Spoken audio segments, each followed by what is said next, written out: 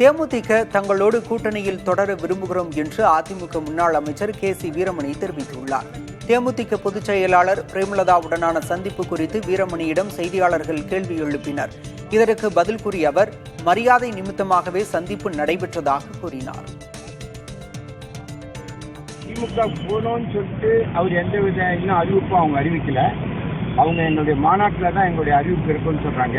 நேற்று மரியாதை நிச்சயமாக சந்திப்பு தான் அங்கே எங்களுடைய பகுதியில் திருப்பத்தூர் பகுதியில் நாங்கள் எல்லாம் கட்சி தொண்டர்கள் எல்லாம் திரண்டிருக்கக்கூடிய நிலையில் அந்த பகுதியில் அவர்கள் வந்த நிலையில் அவர்கள் மரியாதை நிச்சயமாக சந்தித்தது கூட கண்டிப்பாக இந்த நம்முடைய எதிர்கால நன்மைக்காக தான் இருக்கும். எங்களை பொறுத்தவரை அது கூட்டணிக்கு வருவதற்கு நாங்கள் தயாராக அவர்கள் கூட்டணி தயாராக இருக்கிறோம். மரக்காணம் புதுச்சேரி இடையே 4 வழிச்சாலை அமைக்க மத்திய அமைச்சரவையில் ஒப்புதல் அளிக்கப்பட்டுள்ளது. பிரதமர் மோடி தலைமையில் நடைபெற்ற மத்திய அமைச்சரவை கூட்டத்தில் பல்வேறு முடிவுகள் எடுக்கப்பட்டன. அதில் அனைத்து உஜ்வாலா பயனாளிகளுக்கும் சிலிண்டர் மானியம் 300 ரூபாய் வழங்க 12,060 கோடி ரூபாய் நிதி ஒதுக்கீடு செய்யப்பட்டிருப்பதாக தெரிவிக்கப்பட்டது. வீட்டு உபயோக சிலிண்டருக்கான மானியம் வழங்குவதால் 10,33,00,000 குடும்பங்கள் பயன்பெறும் என தெரிவிக்கப்பட்டுள்ளது. மரக்காணம் புதுச்சேரி இடையே 2,157 கோடி ரூபாய் செலவில் 4 வழி நெடுஞ்சாலை அமைக்கவும் அமைச்சரவை கூட்டத்தில் ஒப்புதல் அளிக்கப்பட்டுள்ளது. மதுரையில் நடைபெறும் தமிழக வெற்றிக் கழக மாநாட்டிற்காக பிரம்மாண்ட மேடை அமைக்கும் பணிகள் தீவிரமாக நடைபெற்று வருகிறது. வரும் 21ஆம் தேதி நடைபெறும் இந்த மாநாட்டிற்காக மதுரை தூத்துக்குடி தேசிய நெடுஞ்சாலையில் உள்ள பாரபத்தி கிராமத்தில் 500 ஏக்கர் பரப்பளவில் பிரம்மாண்டமான ஏற்பாடுகள் செய்யப்படுகின்றன. மேலும் மாநாட்டில் விஜய் மக்களை நேரடியாக சந்திப்பதற்காக 500 மீட்டருக்கும் அதிகமான தூரத்திற்கு ராம்வாக் மேடை அமைக்கும் பணிகள் தீவிரமாக நடைபெற்று வருகின்றன. அமெரிக்காவின் வரி அச்சுறுத்தல்கள் காரணமாக சென்னையில் தங்கம் விலை வரலாறு காணாத அளவாக ஒரு சவரன் 76,000 ரூபாயை நெருங்கியுள்ளது. இன்று காலை நிலவரப்படி 22 காரட் ஆபரண தங்கம் கிராமிற்கு 70 ரூபாய் விலை உயர்ந்து 9,470 ரூபாய்க்கும், ஒரு சவரன் 560 ரூபாய் விலை அதிகரித்து 75,760 ரூபாய்க்கும் விற்பனை செய்யப்படுகிறது. வெள்ளி விலையில் மாற்றம் இல்லாமல் ஒரு கிராம் 127 ரூபாய்க்கு விற்பனையாகிறது.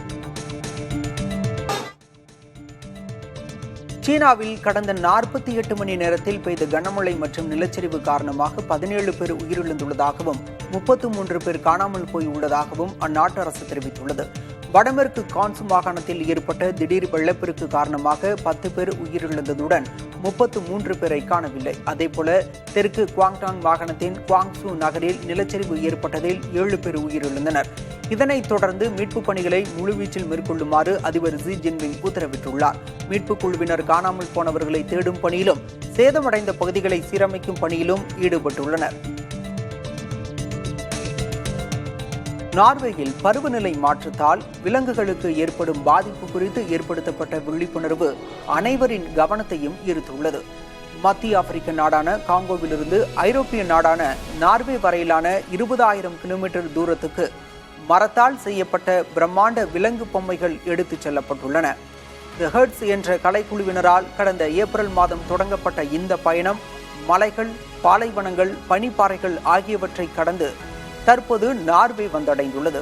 பருவநிலை மாற்றத்தால் வேறு பகுதிகளுக்கு விலங்குகள் வெளியேறுவதைப் போல காட்சிப்படுத்தி ஏற்படுத்தப்பட்ட இந்த விழிப்புணர்வு அனைவரையும் திரும்பி பார்க்க வைத்துள்ளது.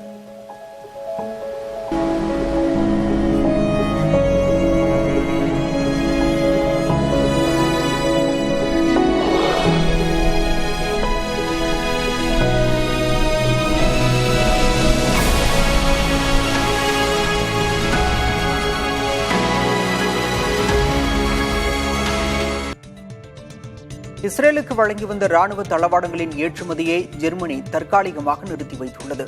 காசாவில் மோதல்கள் தீவிரமடைந்துள்ள நிலையில் இந்த உபகரணங்கள் அங்கு பயன்படுத்தப்படலாம் என்ற நிலையில் முடிவை எடுத்துள்ளதாக ஜெர்மன் அதிபர் தெரிவித்துள்ளார். காசா நகரை முற்றிலுமாக ஆக்கிரமிக்கப் போவதாக இஸ்ரேல் தெரிவித்ததை அடுத்து ஜெர்மன் இந்த அறிவிப்பை வெளியிட்டுள்ளது. காசா மக்களின் நிலைமை மிகுந்த கவலை அளிக்கிறது என்றும், காசா மக்களுக்கு நிவாரண உதவிகள் சென்றடைய இஸ்ரேல் உடனடியாக முழு அனுமதி அளிக்க வேண்டும், மேற்கு கரையை இணைக்கும் நடவடிக்கைகளை தவிர்க்க வேண்டும் என்றும் இஸ்ரேலுக்கு ஜெர்மன் அதிபர் மெர்ஸ் வலியுறுத்தியுள்ளார். இஸ்ரேலின் நட்பு நாடான ஜெர்மனியின் இந்த முடிவு காசா போரில் ஒரு புதிய திருப்புமுனையாக பார்க்கப்படுகிறது.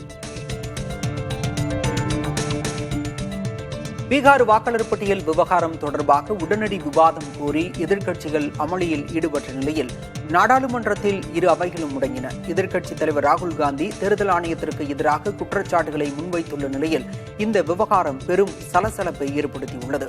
எதிர்க்கட்சி உறுப்பினர்கள் பதாகைகளை ஏந்தி அவைத்தலைவர் இருக்கையை முற்றுகையிட்டு முழக்கங்கள் எழுப்பியதால் மக்களவை முதலில் நண்பகல் 12 மணி வரையிலும் பின்னர் மாலை 3 மணி வரையிலும் ஒத்திவைக்கப்பட்டது. இதே நிலை நீடித்ததால் நாள் முழுவதும் அவை ஒத்திவைக்கப்பட்டது. இதேபோல மாநிலங்களவையும் எதிர்க்கட்சிகளின் தொடர் முழக்கங்களால் நாள் முழுவதும் ஒத்திவைக்கப்பட்டது. இந்த விவகாரம் குறித்து விவாதம் நடத்த அரசு தரப்பு மறுத்துவிட்டது. இதனால் திங்கட்கிழமை நாடாளுமன்றம் மீண்டும் கூடும்போது இதே மோதல் போக்கு தொடரலாம் என எதிர்பார்க்கப்படுகிறது. புதுச்சேரியில் அரசின் சாலை போக்குவரத்து கழக ஊழியர்களின் வேலை நிறுத்தம் வாபஸ் பெறப்பட்டது. ஒப்பந்த ஊழியர்களை பணி நிரந்தரம் செய்தல் உள்ளிட்ட கோரிக்கைகளை வலியுறுத்தி போக்குவரத்து ஊழியர்கள் கடந்த 28ஆம் தேதி முதல் வேலைநிறுத்த போராட்டத்தில் ஈடுபட்டனர். இந்நிலையில் போக்குவரத்து ஊழியர்கள் சட்டப்பேரவையில் முதலமைச்சர் ரங்கசாமியை சந்தித்து பேச்சுவார்த்தை நடத்தினர். இதில் ஒப்பந்த ஊழியர்களுக்கு 10,000 ரூபாய் ஊதியம் உயர்த்தி வழங்கி பணி நிரந்தரம் தொடர்பாக பரிசீலிக்கப்படும், நிரந்தர ஊழியர்களுக்கு 25 விழுக்காடு அகவிலைப்படி உயர்வு அளிக்கப்படும் என முதல்வர் உறுதியளித்தார். இதையடுத்து போராட்டம் திரும்பப் பெறப்பட்டது. முன்னாள் அமைச்சர் செந்தில் பாலாஜியின் சகோதரர் அசோக்குமார் மருத்துவ சிகிச்சைக்காக அமெரிக்கா செல்ல நிபந்தனைகளுடன் சென்னை உயர்நீதிமன்றம் அனுமதி அளித்துள்ளது. இதய சிகிச்சை மேற்கொள்ள அமெரிக்கா செல்ல அனுமதி கோரி அசோக்குமார் சென்னை உயர்நீதிமன்றத்தில் மனு தாக்கல் செய்திருந்தார். இந்த மனு நீதிபதிகள் MS ரமேஷ், V லட்சுமி நாராயணன் அமர்வில் மீண்டும் விசாரணைக்கு வந்தபோது ஆஜரான அமலாக்கத்துறை வழக்கறிஞர் நிபந்தனைகள் குறித்த தகவலை தாக்கல் செய்தார். இதனைத் தொடர்ந்து இந்த வழக்கில் உத்தரவு பிறப்பித்த நீதிபதிகள் விசாரணை நீதிமன்றத்தில் 5 லட்சம் ரூபாய் டெபாசிட் செய்ய வேண்டும் எனவும் மகளின் பாஸ்போர்ட்டை ஒப்படைக்க வேண்டும் என்றும் நிபந்தனைகள் விதித்தனர். இந்த நிபந்தனைகளின்படி அசோக்குமார் அமெரிக்கா செல்லலாம் என உயர்நீதிமன்றம் உத்தரவிட்டுள்ளது. புதுக்கோட்டையில் ஒரு தேங்காய் விலை 60 ரூபாய் வரை விற்கப்படுவதால் சாமானிய மக்கள் பெரிதும் பாதிக்கப்பட்டுள்ளனர். கடந்த சில மாதங்களாக படிப்படியாக உயர்ந்து வந்த தேங்காய் விலை தற்போது உச்சத்தை எட்டியுள்ளது. புதுக்கோட்டை உழவர் சந்தையில் சிறிய தேங்காய் 50 ரூபாய்க்கும் பெரிய தேங்காய் 60 ரூபாய்க்கும் விற்பனை செய்யப்படுகிறது. கேரளாவில் தேங்காய் உற்பத்தி குறைந்ததும் இளநீர் விற்பனை அதிகரித்ததும் இந்த விலை உயர்வுக்கு காரணம் என வியாபாரிகள் தெரிவிக்கின்றனர். அத்தியாவசிய பொருளாக உள்ள தேங்காயை அதிக விலை கொடுத்து வாங்க முடியாமல் நடுத்தர மக்கள் சிரமப்படுகின்றனர். தேங்காய் வரது இல்லை சார், அவ்வளோதான். காப்பு இல்லை, ஒழுங்கா மரம்லாம் காய்க்கலை, அதான் ரேட்டு கூட இருக்குது. அதனால வெளியில் ஏற்றுறாங்க, வெளியூர் வெளிமாநிலம் போகுது, அதெல்லாம் இங்கே காய் இதாக இருக்குது, ரேட்டு கூட இருக்குது. இருந்தாலும் விலைக்கு வாங்குறாங்க, என்ன பண்ணுறது. இங்கெல்லாம் ஒரு தேங்காய் ஒரு மாதிரி கூருக்கு விற்றுக்கிட்டு இருந்தாங்க. இப்போ ஒரு காயே 30-40 அந்த மாதிரிங்கிற ரேஞ்சில் விற்றுக்கிட்டு இருக்காங்க. ஸோ இதோட தேங்காயோட விலை குறைஞ்சா கொஞ்சம் எல்லாம் வாங்குறது கொஞ்சம் ஈஸியாக இருக்கும், நம்ம யூஸ் பண்ணுறதுலாம் கொஞ்சம் நல்லாயிருக்கும். சுதந்திர தின விடுமுறைக்காக சென்னையிலிருந்து நெல்லை வழியாக செங்கோட்டைக்கு வரும் 14ஆம் தேதி சிறப்பு ரயில் இயக்கப்பட உள்ளது. இதற்கான முன்பதிவு இன்று காலை 8 மணிக்கு தொடங்கியதும் 5 நிமிடத்தில் அனைத்து இருக்கைகளும் முன்பதிவுக்கு முடிவடைந்தன. சென்னை செங்கோட்டை ரயிலுக்கு எல்லா நாளிலும் வரவேற்பு இருப்பதையே இது காட்டுகிறது. இந்த மார்க்கத்தில் கூடுதலாக ரயில் இயக்கப்பட வேண்டும் என்று இப்பகுதி மக்களின் நெடுநாள் கோரிக்கை. இந்த கோரிக்கையை உடனடியாக நிறைவேற்ற வேண்டிய அவசியத்தை இந்த முன்பதிவு உணர்த்துகிறது. மதுரை மாவட்டம் அலங்காநல்லூர் அருகே மேலச்சின்னம்பட்டி, கள்ளிவேலிப்பட்டி பகுதியில் பெய்த கனமழையால் 50 ஏக்கர் பரப்பளவில் அறுவடைக்கு தயாரான நெற்பயிர்கள் நீரில் மூழ்கி சேதமடைந்தன. இதனால் ஏக்கருக்கு 30,000 ரூபாய் முதல் 40,000 ரூபாய் வரை நஷ்டம் ஏற்பட்டுள்ளதாக விவசாயிகள் வேதனை தெரிவித்துள்ளனர். அதிகாரிகள் நேரில் ஆய்வு மேற்கொண்டு உரிய நிவாரணம் விரைவில் வழங்க வேண்டும் என கோரிக்கை விடுத்துள்ளனர். இதேபோல வாடிப்பட்டி, சோழவந்தான் உள்ளிட்ட பகுதிகளிலும் நெற்பயிர்கள் சேதமடைந்துள்ளன. ராணிப்பேட்டை மாவட்டம் லாலாப்பேட்டையில் பெய்த கனமழையால் அங்குள்ள அரசு ஆரம்ப சுகாதார நிலையத்தை வெள்ளம் சூழ்ந்துள்ளது. இதனால் 30 படுக்கைகள் மற்றும் பல வசதிகளுடன் செயல்படும் இந்த மருத்துவமனைக்குள் செல்ல பொதுமக்கள் சிரமப்படுகின்றனர். தேங்கியுள்ள மழைநீரால் துர்நாற்றம் வீசுவதுடன் கொசுக்கள் உற்பத்தியாகும் அபாயமும் ஏற்பட்டுள்ளது. இதனால் நோய்களை குணப்படுத்த வேண்டிய மருத்துவமனையே நோய்களை பரப்பும் மையமாக மாறிவிட்டதாக பொதுமக்கள் வேதனை தெரிவித்துள்ளனர். ஒவ்வொரு மழைக்காலத்திலும் இதே நிலை தொடர்வதால் இதற்கு நிரந்தர தீர்வு காண வேண்டும் என அப்பகுதி மக்கள் அரசுக்கு கோரிக்கை விடுத்துள்ளனர்.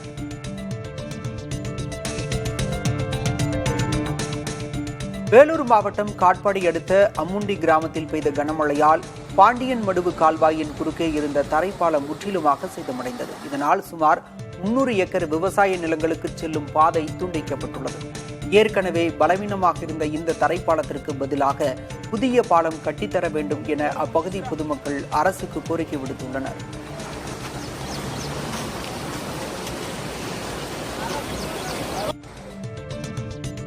டெல்லி யமுனை ஆற்றில் அபாய அளவை தாண்டி வெள்ளம் பெருக்கெடுத்து பாய்ந்து வருகிறது. டெல்லியில் லோகாபால் பகுதியில் உள்ள பழைய ரயில்வே பாலத்திற்கு மிக மிக நெருக்கமாக வெள்ள நீர் மட்டம் உயர்ந்து காணப்படுகிறது. அபாய அளவை தாண்டி தண்ணீர் செல்வதால் வெள்ள பாதிப்புகள் நேரிடும் அபாயம் இருக்கும்.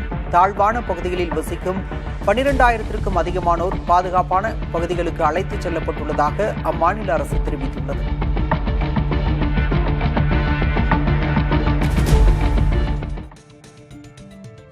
உத்தரப்பிரதேச மாநில முதல்வர் யோகி ஆதித்யநாத்தின் உருவப்படத்தை இளம்பெண் ஒருவர் தனது கையில் பச்சை குத்தி அதில் பிரதமர் என குறிப்பிட்டுள்ளார்.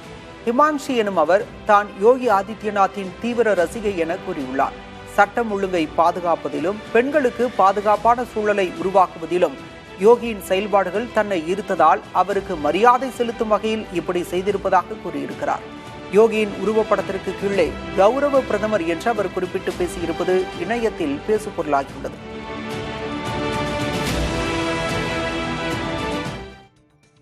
மதுரை மாட்டுத்தாவணி லேக் ஏரியா பகுதியில் திருநாய் ஒன்று பள்ளி சிறுவன் மற்றும் அவரது தந்தையை கடித்து குதறிய சம்பவம் பரபரப்பை ஏற்படுத்தியுள்ளது. காலை பள்ளிக்கு செல்ல தயாராக இருந்த 8 வயது சிறுவன் செந்திலின் கை கால்களில் நாய் கடித்தது. சிறுவனின் அலறல் சத்தம் கேட்டு ஓடி வந்த அவரது தந்தை முத்துச்சாமியையும் நாய் கடித்துள்ளது. பின்னர் நாய் அங்குமிங்கும் ஓடிக்கொண்டிருந்தது. தகவலறிந்து சென்ற மாநகராட்சி ஊழியர்கள் 1 மணி நேரம் போராடி அந்த நாயை பிடித்தனர்.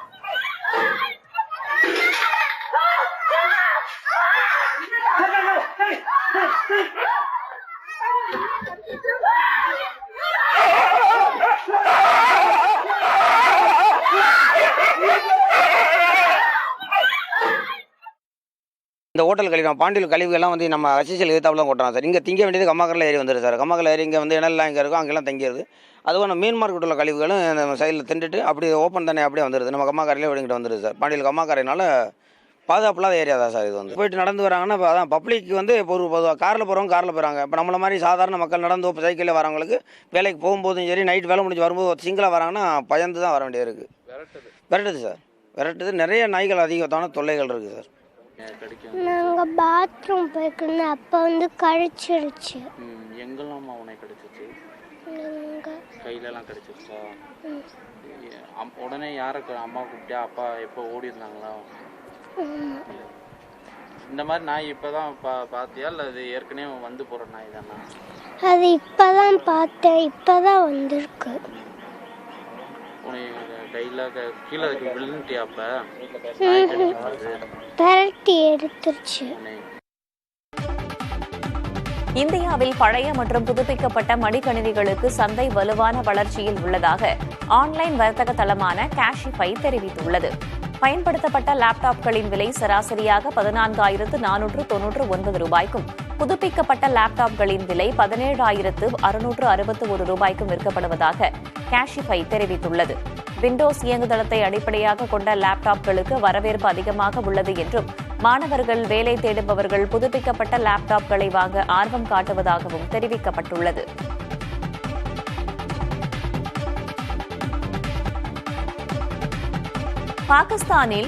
இங்கிலாந்தில் பாகிஸ்தான் ஏ அணிக்காக விளையாடச் சென்ற பாகிஸ்தான் வீரர் ஹைதர் அலி பாலியல் வன்கொடுமை குற்றச்சாட்டில் சிக்கியுள்ளார். இங்கிலாந்தைச் சேர்ந்த பாகிஸ்தானி பெண் அளித்த புகாரின் அடிப்படையில் கைது செய்யப்பட்ட ஹைதர் அலி பிணையில் விடுவிக்கப்பட்டுள்ளார். பாகிஸ்தான் கிரிக்கெட் வாரியம் ஹைதர் அலியை இடைநீக்கம் செய்து விசாரணை முடியும் வரை அவர் எந்த போட்டியிலும் பங்கேற்க மாட்டார் என்று அறிவித்திருக்கிறது. ஹைதர் அலி 3 சர்வதேச ஒருநாள் போட்டிகளிலும் 35 T20 போட்டிகளிலும் பாகிஸ்தான் அணிக்காக விளையாடியுள்ளார்.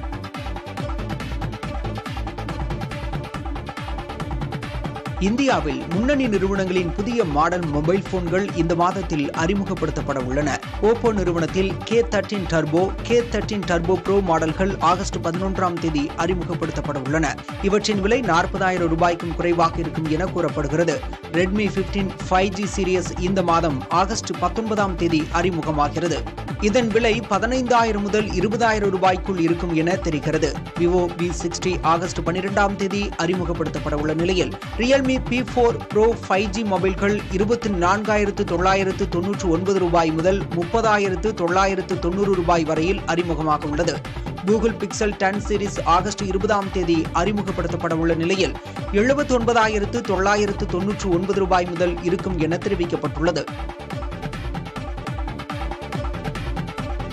தமிழகத்தில் சூரிய சக்தி மின் உற்பத்தி எப்போதும் இல்லாத அளவாக கடந்த 6ஆம் தேதி 4,93,00,000 யூனிட்டுகளாக அதிகரித்துள்ளது.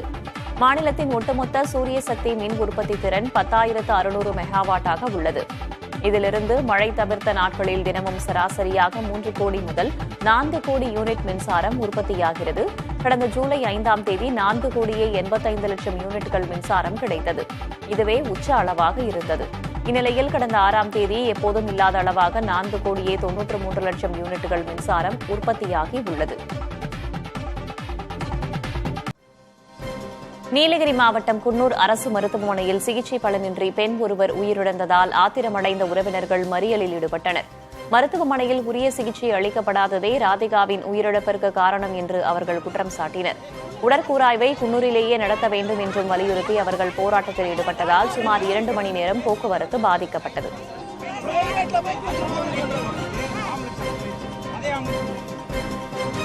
சென்னை கொரட்டூர் ஏரியில் கழிவுநீர் கலப்பதை தடுக்க கோரி கொரட்டூர் ஏரி பாதுகாப்பு மக்கள் இயக்கத்தினர் அம்பத்தூர் மண்டல அலுவலகத்தில் போராட்டத்தில் ஈடுபட்டனர்.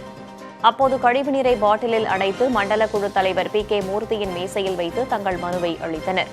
மனுவை பெற்றுக்கொண்ட அவர் உரிய நடவடிக்கை எடுப்பதாகவும் கொரட்டூர் ஏரியை பறவைகள் சரணாலயமாக அறிவிக்க தீர்மானம் நிறைவேற்றப்படும் என்றும் உறுதியளித்தார்.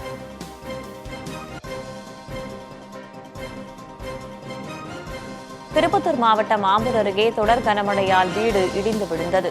ஆம்பூர் அடுத்த கங்காபுரம் பகுதியில் சாமு என்பவரது வீடு அதிகாலை இடிந்து விழுந்தபோது வீட்டிலிருந்து அனைவரும் உடனடியாக வெளியேறியதால் அதிர்ஷ்டவசமாக உயிர் தப்பினர். இந்த சம்பவம் குறித்து வருவாய்த்துறையினர் ஆய்வு செய்து வருகின்றனர்.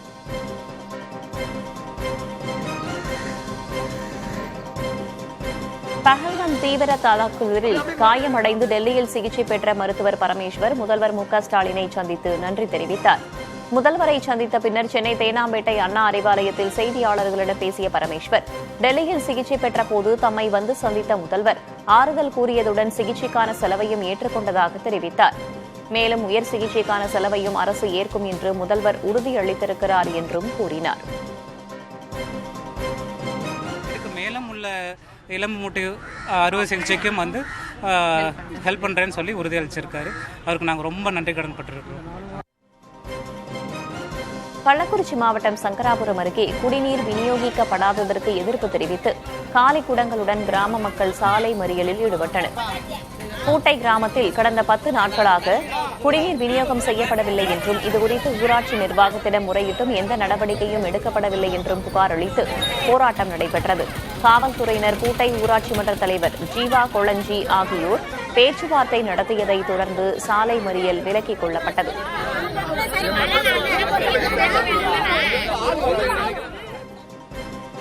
முன்னாள் அமைச்சர் செந்தில் பாலாஜியின் சகோதரர் அசோக்குமார் மருத்துவ சிகிச்சைக்காக அமெரிக்கா செல்ல நிபந்தனைகளுடன் சென்னை உயர்நீதிமன்றம் அனுமதி வழங்கியுள்ளது.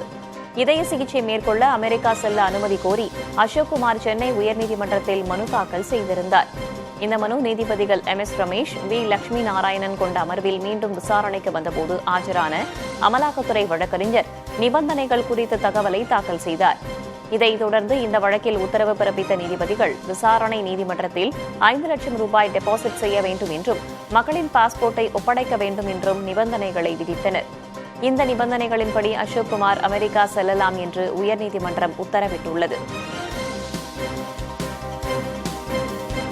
ஆவணி அவிட்டத்தை முன்னிட்டு திருத்தணி முருகன் கோவிலில் நாளை மதியம் 12 மணி முதல் 3:30 மணி வரை மூடப்பட்டிருக்கும் என்று கோவில் நிர்வாகம் தெரிவித்துள்ளது. கோவிலில் பணிபுரியும் தலைமை குருக்கள், அனைத்து அர்ச்சகர்கள் மற்றும் 75க்கும் மேற்பட்டவர்களின் ஆவணி அவிட்டம் நிகழ்வில் பங்கேற்க இருப்பதால் கோவில் நடை மூடப்பட்டு பக்தர்கள் அனுமதிக்கப்பட மாட்டார்கள் என தெரிவிக்கப்பட்டுள்ளது. மதியம் 3:30 மணிக்கு மேல் கோவில் நடை திறந்து பக்தர்கள் இரவு 8:45 மணி வரை தரிசனத்திற்கு அனுமதிக்கப்படுவார்கள் என்றும் கோவில் நிர்வாகம் கூறியுள்ளது.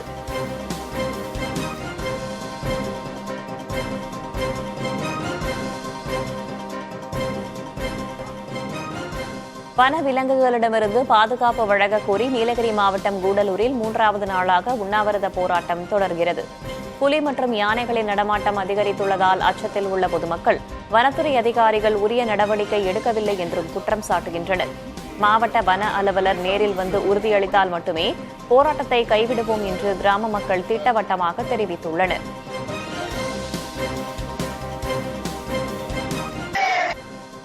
சேலம் மாவட்டம் ஓமலூர் ஒழுங்குமுறை விற்பனை கூடத்தில் கொப்பரையின் விலை தொடர்ந்து சரிவு கண்டு வருகிறது. 2 வாரங்களுக்கு முன்பு கிலோ 255 ரூபாய் வரை விற்கப்பட்ட கொப்பரை தற்போது 202 ரூபாயாக குறைந்துள்ளது. தேங்காய் அறுவடை தொடங்கிவிட்டதால் சந்தைக்கு வரத்து அதிகரித்திருப்பதே விலை சரிவதற்கு காரணம் என்று கூறப்படுகிறது.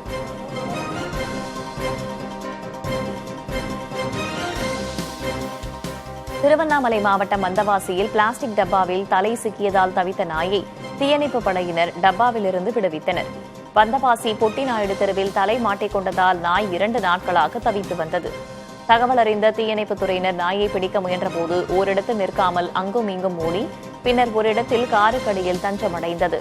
காரை சூழ்ந்த தீயணைப்புத் துறையினர் நாய் தலையில் இருந்த பிளாஸ்டிக் டப்பாவை காரின் அடியில் வைத்து வெளியே எடுத்ததும் நாய் அங்கிருந்து ஓடிச் சென்று விட்டது.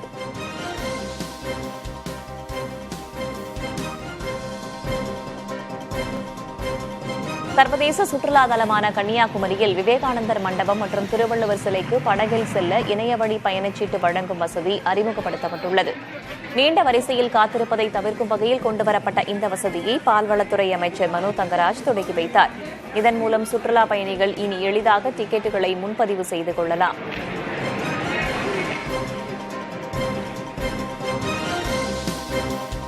தேனி மாவட்டம் ஆண்டிப்பட்டி அருகே அரசு பேருந்தில் பயணம் செய்த பெண் ஒருவரிடமிருந்து 15 சவரன் தங்க நகைகள் திருடப்பட்டன. பாலக்கோம்பையைச் சேர்ந்த அழகுதாய் என்ற பெண் தங்க நகைகளை பையில் போட்டு தனது தங்கையின் வீட்டிற்கு பேருந்தில் சென்றபோது இந்த சம்பவம் நடந்துள்ளது. இந்த திருட்டு குறித்து கானா விலக்கு காவலர்கள் வழக்கு பதிவு செய்து விசாரணை மேற்கொண்டு வருகின்றனர்.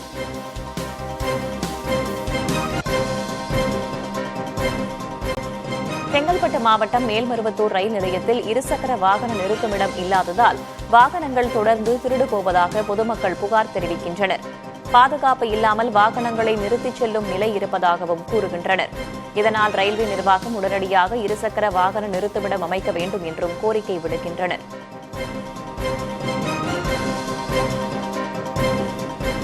மயிலாடுதுறை அருகே தமிழக வாழ்வுரிமை கட்சியின் மாவட்ட செயலாளர் கொலை வழக்கில் கைதானவர்களில் 3 பேர் மீது குண்டர் தடுப்புச் சட்டம் பாய்ந்துள்ளது. 2021ஆம் ஆண்டு பாமகவின் காரைக்கால் மாவட்ட செயலாளர் தேவமணி படுகொலை செய்யப்பட்டார். அந்த வழக்கில் தமிழக வாழ்வுரிமை கட்சியின் காரைக்கால் மாவட்ட செயலாளர் மணிமாறன் முதல் குற்றவாளியாக சேர்க்கப்பட்டிருந்தார். பிணையிலிருந்து வெளியே வந்த மணிமாறன் கடந்த மாதம் 4ஆம் தேதி மயிலாடுதுறை அருகே செம்பனார் கோவிலில் வெட்டிக் கொல்லப்பட்டார். இந்த வழக்கில் தேவமணியின் மகன் பிரபாகரன் உள்ளிட்ட 11 பேர் கைது செய்யப்பட்டனர். இவர்களில் பிரபாகரன் உள்பட 3 பேர் தொடர் குற்றங்களில் ஈடுபட்டு வருவதாக கூறி அவர்கள் மீது குண்டர் தடுப்புச் சட்டத்தின் கீழ் நடவடிக்கை எடுக்கப்பட்டுள்ளது. உளுந்தூர்பேட்டை அருகே நன்னாவரம் கிராமத்தில் மாரியம்மன் கோவில் திருவிழாவை நடத்த கோரி கிராம மக்கள் சாலை மறியலில் ஈடுபட்டனர். ஆண்டுதோறும் ஆடி மாதத்தில் நடைபெறும் இந்த திருவிழாவை ஒரு குடும்பத்தினர் தொடர்ந்து நடத்த விடாமல் தடுத்து வருவதாக கூறப்படுகிறது. இதனால் ஆத்திரமடைந்த 200க்கும் மேற்பட்ட கிராம மக்கள் உளுந்தூர்பேட்டை திருவெண்ணெய்நல்லூர் சாலையில் மறியலில் ஈடுபட்டனர். இதனால் போக்குவரத்து பாதிக்கப்பட்டதால் பள்ளிக்கு செல்லும் மாணவர்கள் அவதியடைந்தனர்.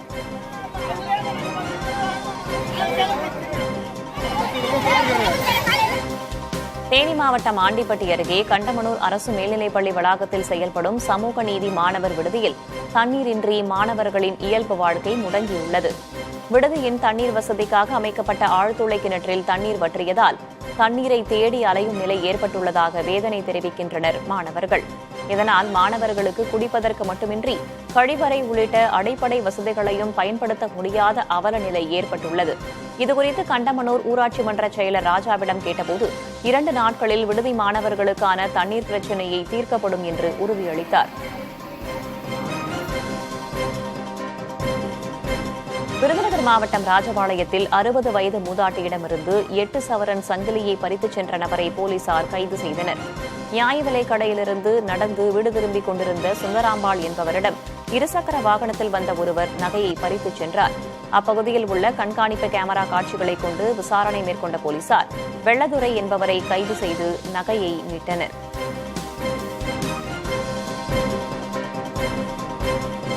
தேனி மாவட்டம் குமுளி அருகே அட்டப்பள்ளம் பகுதியில் ஏலக்காய் செடிகளை வெட்டி அழித்த நபர்கள் மீது நடவடிக்கை எடுக்க கோரி பாதிக்கப்பட்டவர் கண்ணீர் மல்க கோரிக்கை விடுத்தார். ஜெயகிருஷ்ணன் என்பவருக்கு சொந்தமான 1.5 ஏக்கர் ஏலக்காய் தோட்டத்தில் பருவமடைந்த ஏலக்காய் செடிகளின் தண்டுகளை மர்ம நபர்கள் வெட்டி அழித்துள்ளதாக குற்றச்சாட்டு எழுந்துள்ளது. செடிகளை அடியோடு அழித்ததன் நோக்கம் என்ன, முன்விரோதம் எதுவும் இருக்கிறதா என்பது குறித்து விசாரிக்கப்பட்டு வருகிறது.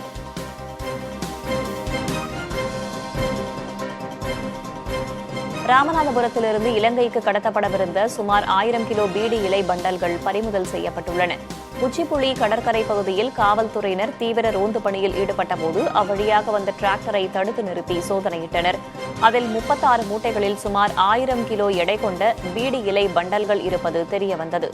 உடனடியாக அவற்றை பறிமுதல் செய்த காவல்துறையினர் வருண்குமார் என்பவரிடம் விசாரித்தனர்.